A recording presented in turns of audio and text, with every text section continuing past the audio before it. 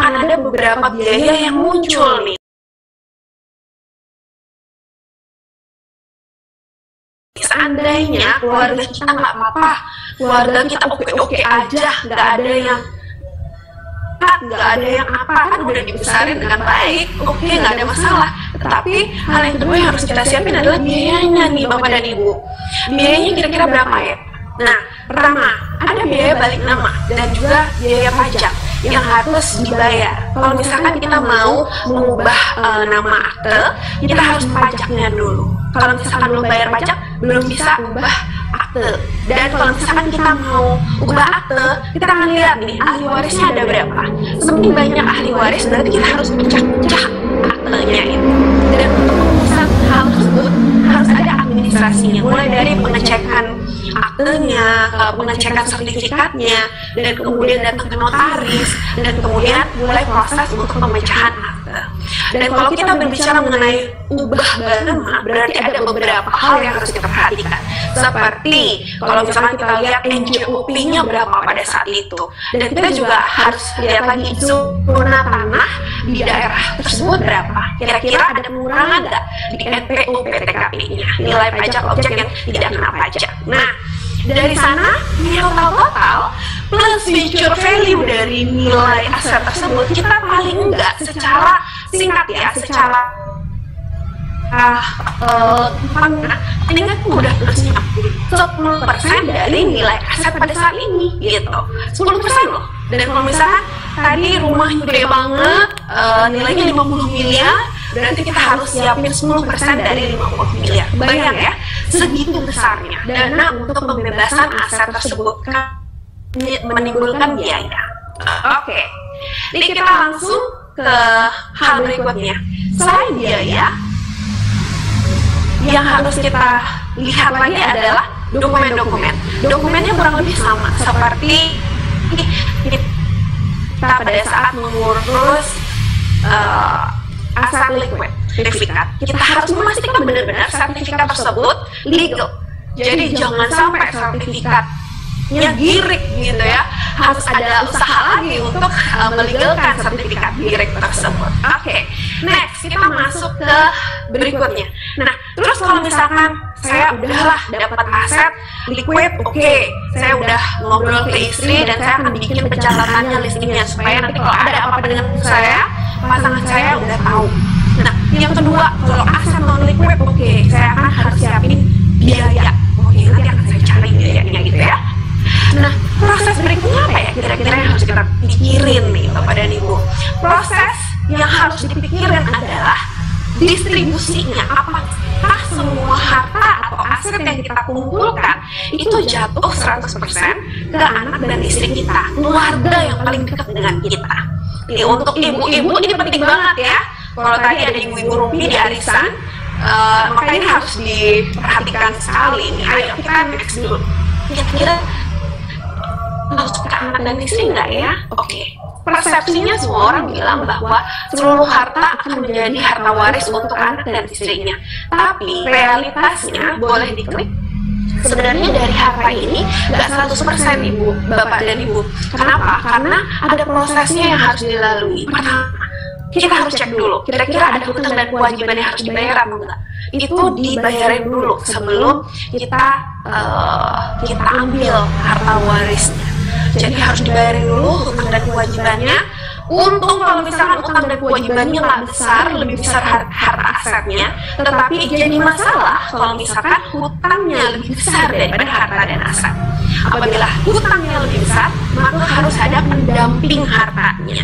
Nah, pendamping hartanya adalah dengan asuransi. Oke. Nah, setelah itu bayar hutang dan kewajiban udah dibayar, kemudian barulah dibagi harta waris. Uniknya Bapak dan Ibu, di Indonesia kita punya beberapa sistem hukum. Dan kalau misalkan kita lihat secara pilihan, pembagian harta waris ini bisa dijalankan lewat dua cara. Pertama adalah kita lihat surat wasiatnya ada atau enggak.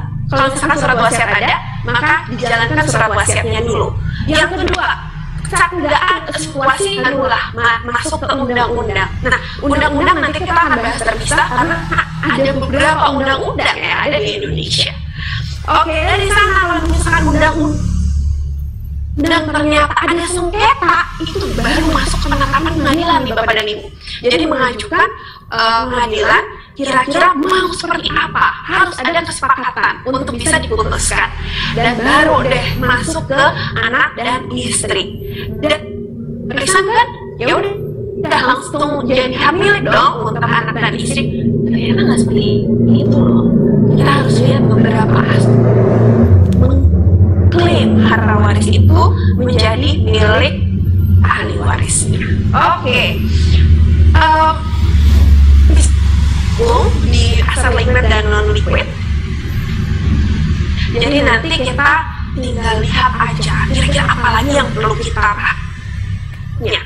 Persepsi lagi ini, kadang-kadang persepsi itu beda ya sama realitas ya, tetapi itulah yang sebenarnya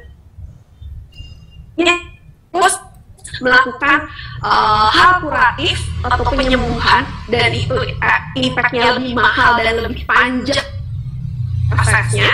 Tapi kalau kita tahu realitasnya seperti apa, kita bisa menanganinya mulai dari sekarang. Kita bisa prevent semua hal tersebut. Oke, banyak orang yang bertanya ahli waris. Kira-kira benar atau enggak? Nah, kenyataannya nih Bapak dan Ibu, dalam sistem hukum, kita punya 3 sistem hukum yang saling fakultatif dan melengkapi. Ada hukum waris perdata, ada hukum waris Islam, dan ada hukum waris adat. Kalau misal tidak sepakat dan masing-masing ahli waris berbeda pemilihan pembagian warisnya, maka kita bisa memutuskan, atau pengadilan tidak bisa memutuskan sampai terjadinya kesepakatan. Ya, kalau kita berbicara hal tersebut, kita lihat nih geraknya seperti apa. Kalau derajat di hukum perdata, istri dan anak adalah derajat nomor 1. Tetapi di hukum Islam, derajat tua itu adalah yang nomor 1, gitu ya. Orang tua, pasangan, dan anak. Jadi kalau misalkan orang tua nggak dibagi, orang tua bisa minta tuh bagiannya. Nah, hal-hal ini kita harus perhatiin. Berapa banyak orang tua, berapa banyak kakak dan adik. Kalau misalkan pasangan kita alhamdulillah baik-baik aja, ngomong macam-macam, tapi siapa tahu ada pasangan lain dan kemudian ada anak yang diakui di luar perkawinan, itu juga punya hak, dan itu nanti bisa mengambil hak anak saya. Oke? Nah, ini akan mengurangi bagian. Oke, kita lanjut masuk ke persepsi yang berikutnya. Persepsi yang terakhir nih. Persepsi yang terakhir adalah, ini persepsi yang ketiga ya. Persepsi yang ketiga adalah hukum dengan jelas, pembagian waris dengan jelas. Gimana maksudnya? Nah, tadi seperti yang tadi sudah saya sampaikan, hukum waris kita ada 3 ya. Mungkin bisa di next dulu. Hukum waris kita ada 3, hukum waris adat, agama, dan juga hukum waris perdata. Kalau misalkan nggak bersyarat nih ahli warisnya, ya tidak akan jelas sampai masuk ke pengadilan dan diputuskan di pengadilan. Terpaksa harus sepakat untuk sama. Dan kalau misalkan seperti ini, ada nggak sih caranya supaya kita bisa mencegah ada bagian yang dari seseorang? Itu pun jawabannya dengan asuransi. Bisa banget, tetapi kita harus prevent jauh-jauh hari supaya kita bisa menghindari adanya konflik sesama dengan anggota keluarga. Oke, next. Ini adalah persepsi yang juga umum, persepsi yang pikirin.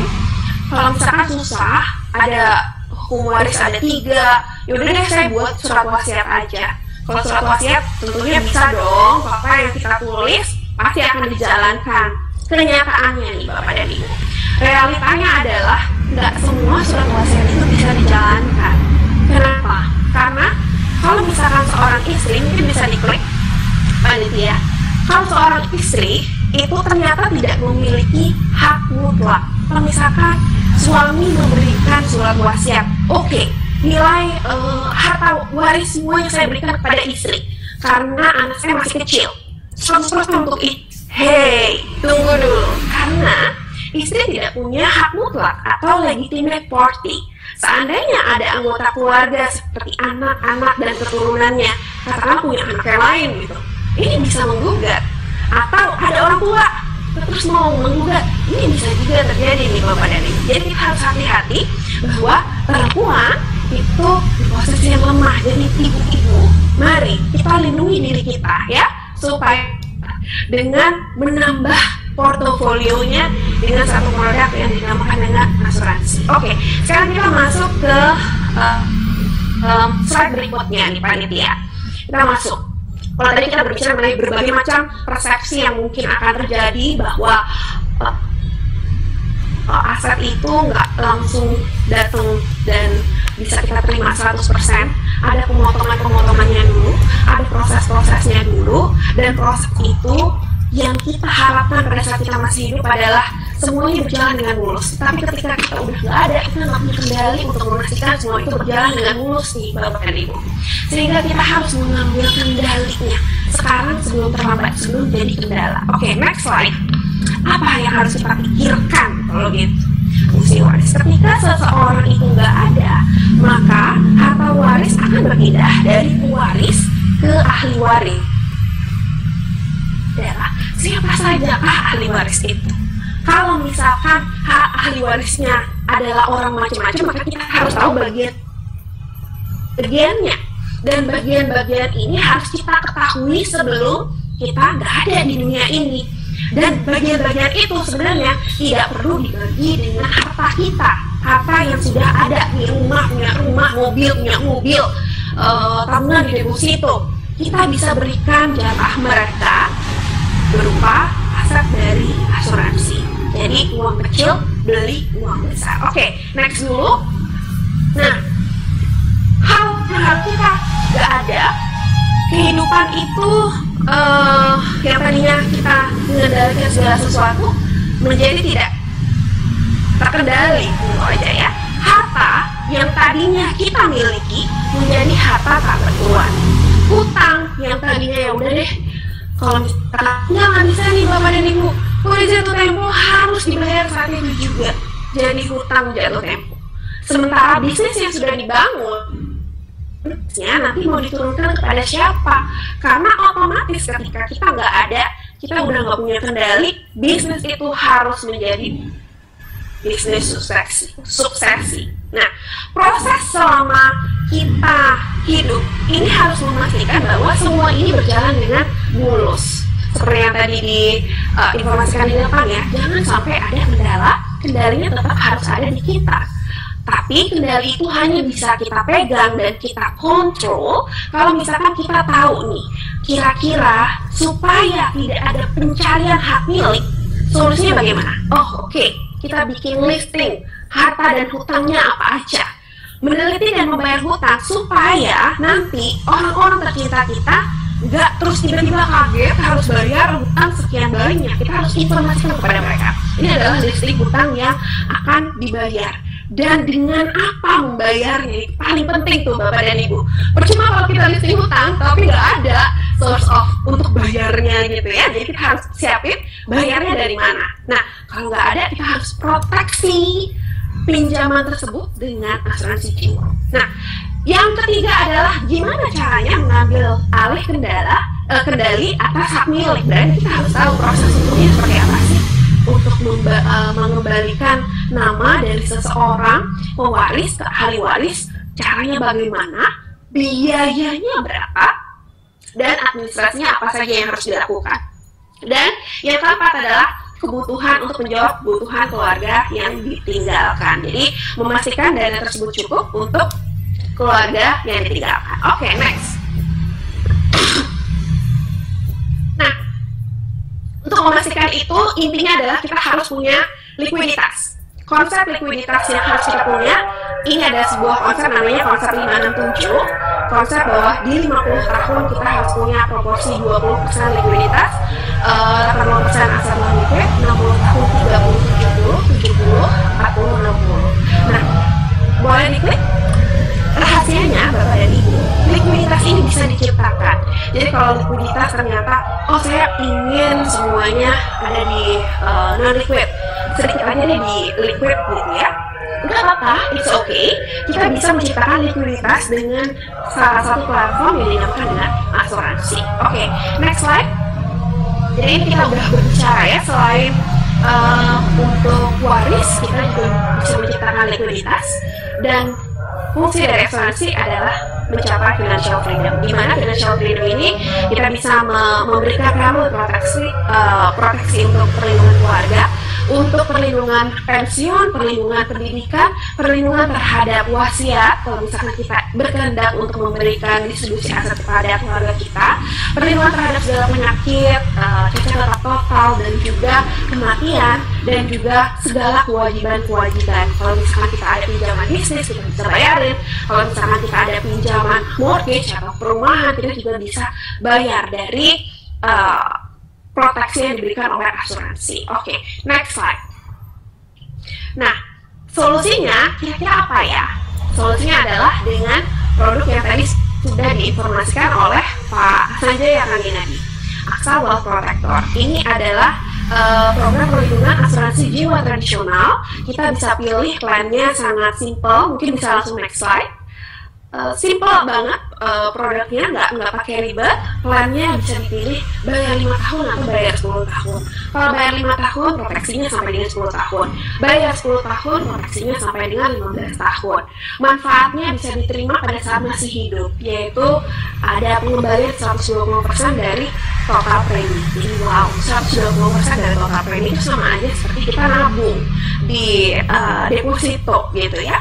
Dan di luar itu, kalau misalkan terjadi apa-apa, maka ada juga perlindungan berupa uang pertanggungan. Nah, kita akan lihat nih simulasinya. Gimana sih?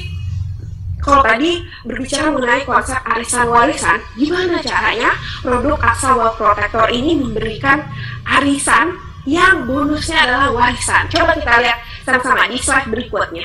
Kalau misalkan Bapak dan Ibu menyisihkan sejumlah uang, misal 10 juta tiap bulan gitu ya, tapi biar gampang ini kita buat 100 juta aja 1 tahun, bayar premi 100 juta terus, dan kalau misalkan tadi disimulasikan bulanan ya, bulannya 10 juta gitu ya, selama 10 tahun, maka Bapak dan Ibu akan memiliki sebuah dana di tahun ke-15, 1,2 miliar. Sama halnya kalau misalkan kita menabung di deposito di bank, 100 juta, 100 juta, 100 juta, pokok dan savingnya itu adalah 1,259 dengan bunga 2,75%. Ini bunga yang kita ambil dari BCA.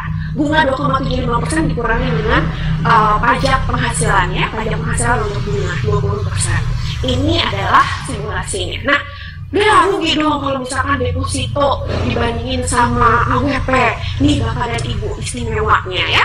Oke, boleh diklik. Sebenarnya dengan membayar kurang lebih 60 juta, Bapak dan Ibu kita selisihnya kurang lebih 60 juta ya. Diklik lagi, Mas Edi, 60 juta. Itu sebenarnya Bapak Ibu mencicil 10 tahun nih. Yang mencicil 10 tahun itu adalah 60 jutanya untuk mendapatkan bukan cuma 1,2 secara cash, tetapi Bapak Ibu mendapatkan bonus proteksi 1,6 miliar.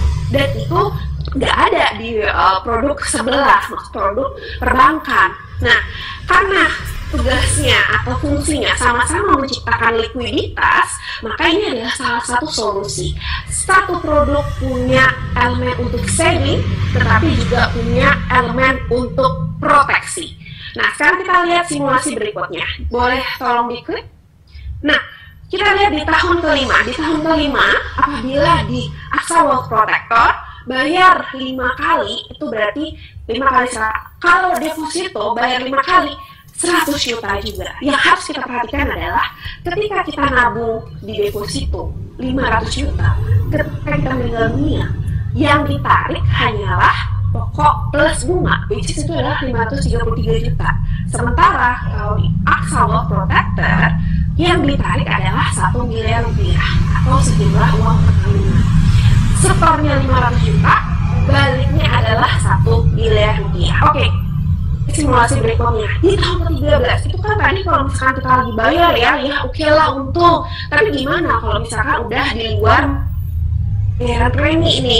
Contoh di tahun ke-13, kita lihat ya, sama-sama. Di tahun ke-13, di 10 tahun kita udah bayar 100 juta, 100 juta, 100 juta. Sementara deposito juga sama. Kita lihat ya, kalau misalkan di deposito bunganya berapa? Itu ada di sebelah kanan, 1,2 mil kok plus bunga. Sementara untuk di AWP dapatnya adalah 1,4 miliar. Jadi gimana pun juga sebenarnya ini produk luar biasa loh Bapak dan Ibu. Kalau misalkan terjadi sesuatu, Bapak dan Ibu dapatnya lebih besar daripada yang dibayarkan. Tetapi kalau misalkan tidak terjadi sesuatu, Bapak dan Ibu cuma bayar 60 juta dicicil 10 tahun untuk bayar proteksi sebesar 1,6 miliar rupiah. Wow, keren banget nih Bapak dan Ibu. Ini adalah salah satu opsi yang bisa dipilih untuk bisa menciptakan warisan, untuk sengketa-sengketa yang tadi kita bicarakan di depan. Nah, dengan demikian, next slide. Mudah-mudahan perencanaan keuangan Bapak dan Ibu bisa semakin oke dengan konsep keuangan yang lebih baik, sehingga bisa menciptakan strategi-strategi untuk bisa melengkapi perencanaan keuangannya supaya nggak bocor di sana, akumulasinya semakin oke, dan jangan lupa persiapkan untuk distribusi asetnya. Action!